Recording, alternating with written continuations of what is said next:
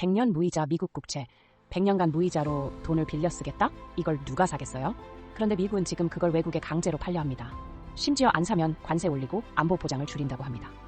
이게 진짜일까요? 놀랍게도 이 제안은 트럼프 행정부가 진지하게 검토 중인 계획입니다. 그리고 이 전략은 지금 말어라고 합의라는 이름으로 불리고 있습니다. 어떻게 미국은 자기가 진 빚을 남한테 떠넘기려는 걸까요? 그리고 왜 그걸 떠안을 수밖에 없는 나라들이 있는 걸까요? 이야기는 미국의 근본적인 경제 문제에서 시작됩니다. 미국은 기축통화국입니다. 전 세계가 달러를 원하니까요. 문제는 이 강한 달러가 미국 제조업을 죽였다는 거예요. 물건이 비싸져 수출은 줄고 국내 산업은 무너지고 일자리는 사라졌습니다. 정부는 그걸 막으려 돈을 더 썼고 그 결과 부채가 폭발적으로 늘었습니다. 아이러니하게도 미국은 이런 부채조차도 큰 부담 없이 늘릴 수 있습니다.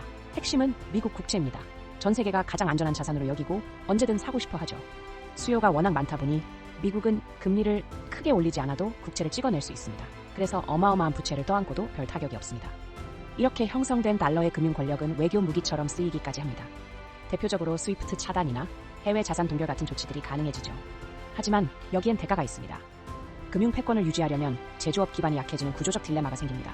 둘 중 하나는 잃게 되는 겁니다. 그래서 나온 해법이 마로라고 합의라고 불리는 스티브 미란의 보고서입니다.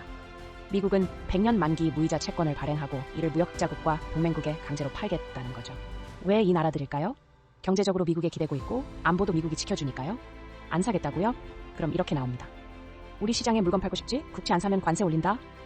우리한테 안보 도움 받고 싶어? 국채 안 사면 안보 줄일 거야. 그렇다고 미국이 아무 계산 없이 밀어붙이는 건 아닙니다. 관세는 단계적으로 적용해 국내 충격은 최소화하고 상대국엔 압박 효과를 극대화합니다. 아직 한 발 남았다는 위협 메시지를 주는 거죠.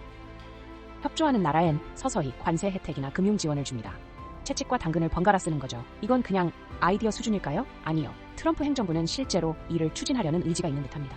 2026년 3월 마러라고 해서 실제 다자간 합의를 논의하려는 움직임도 있습니다. 이 흐름은 1985년 플라자 합의 이후 가장 큰 글로벌 통화 질서 개편이 될 수도 있습니다. 그리고 이 모든 흐름은 트럼프가 줄곧 주장해온 정책들과 매우 유사합니다. 달러 약세, 제조업 강화, 부채 감축. 결국 이건 단순한 협상이 아니라 미국이 자기 패권을 지키기 위해 꺼내든 카드입니다.